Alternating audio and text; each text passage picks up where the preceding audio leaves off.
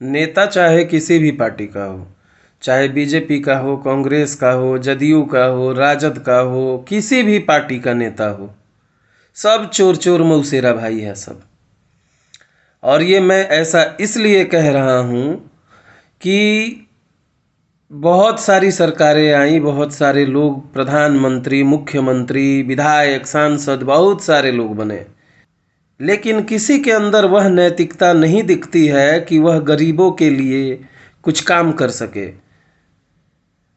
वह देश के लिए जो लोग काम कर रहे हैं, अपना 40 साल, अपना 50 साल जो है देश के लिए दे रहे हैं, देश की सेवा कर रहे हैं, उनके लिए कुछ अच्छा कर सके। इन लोगों को सिर्फ यह दिखता है कि जितना ज़्यादा जो है जनता का शोषण हो जाए वो करो, क्योंकि जनता सबसे कमज़ोर कड़ी है और इसको शोषित करने में कोई कष्ट नहीं होने वाला, कोई जहमत नहीं उठानी पड़ेगी।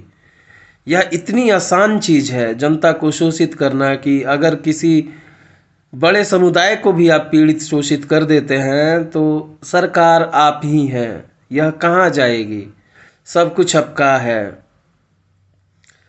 मैं बात कर रहा हूँ पुरानी पेंशन योजना पर कि यह पुरानी पेंशन योजना जो है, उस इंसान की नैतिकता मर ही गई होगी जिसने इस योजना को बंद किया, चाहे वह किसी भी पार्टी का हो, लेकिन उसकी नैतिकता मर गई होगी। हो सकता है उसे बचपन में नैतिक शिक्षा का ज्ञान नहीं दिया हो कि जो इंसान अपने जीवन का 50 साल, 60 साल अपने देश को समर्पित कर रहा है, धूप, सर्दी, बारिश, गर्मी, मौसम कोई भी, वह लगातार निरंतर काम कर रहा है देश की सेवा के खातिर, और उसके पेंशन को रोक दिया जा रहा है। एक तरफ नेता जो महज एक बार विधायक बन जाए, एक बार सांसद बन जाए, उसके लिए जो है यह सरकार ने बड़ा अच्छा एक कदम उठा रखा है कि उसको आजीवन उतना ही पैसा मिलेगा। अरे भाई, नेतागिरी में भी रिटायरमेंट कर दो कि जब तक आप काम करेंगे, जब तक आप जीत के सदन में पहुंचेंगे, तब तक आपको इतनी सैलरी, और सदन से बाहर हो जाने के बाद, हार जाने के बाद और एक उम्र हो जाने के बाद जो है फिर आपको आधी सैलरी, क्योंकि आप पूरी सैलरी का बुढ़ापे में करेंगे क्या। और जब हार गए आप, तो जब जनता ने आपको प्रतिनिधि स्वीकार ही नहीं किया, तो आपको पैसे की अब क्या ज़रूरत है। हालांकि यह तो नेताओं के लिए पूर्ण रूप से ख़त्म होना चाहिए। जितने दिन आप जीत कर आइएगा उतने दिन पैसा मिलेगा, और जब हार जाइएगा तो घंटा मिलेगा। यह संविधान में संशोधन होना चाहिए, यह एक कानून पारित होना चाहिए। लेकिन यह कौन करेगा? यहाँ तो सारे दलाल सदन में ही बैठे हैं जिनको अपना पेट भरना है। लोग कहते हैं कि यह नेता जो है गरीबों का नेता है, यह जो है देश का नेता है। अरे सोचो इसके बारे में। सरकार किसी की भी हो, लेकिन आप नेताओं के बारे में तो जरा सोचिए। 50 साल अपनी जीवन जो देश के लिए न्यौछावर कर देता है, समर्पित कर देता है, झोंक देता है, लगा देता है देश की उन्नति में, उसको रिटायरमेंट के बाद आप पीएफ टीएफ दे रहे हैं। एक रिटायरमेंट देने में आपको लग रहा है कि आपके बाप दादा की संपत्ति जो है दी जा रही है, और दूसरी तरफ नेताओं को मरते दम तक पैसा देना, यह कहाँ तक उचित है? क्या करते हैं?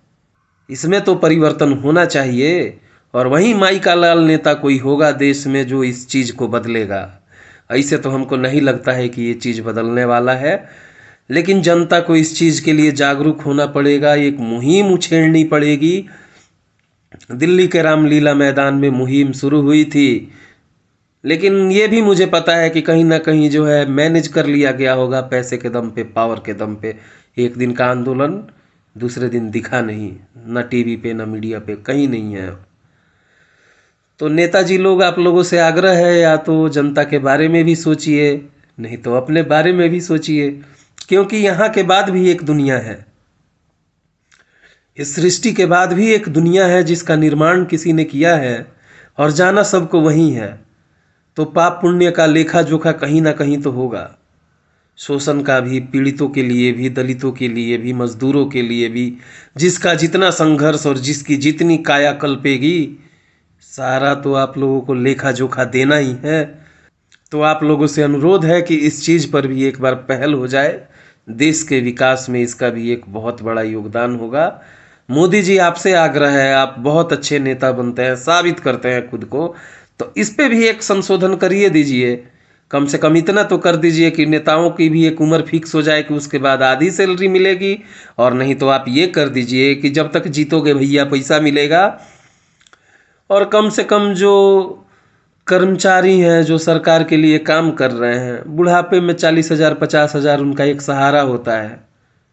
आप लोग तो 500 करोड़ 1000 करोड़ इससे नीचे तो आप लोग बात ही नहीं करते हैं, लेकिन उनके लिए 50,000 1 लाख बहुत महत्वपूर्ण होता है। जरा सा ध्यान दीजिए मोदी जी, आपसे आग्रह है। नहीं तो आज नहीं कल कोई ना कोई नेता तो आएगा और ये करेगा। तो गुजारिश है कि ये क्रेडिट भी आप ही लीजिए और एक अच्छा काम कर दीजिए देश के खातिर, देश की जनता के खातिर। यह देश आपका आभारी रहेगा।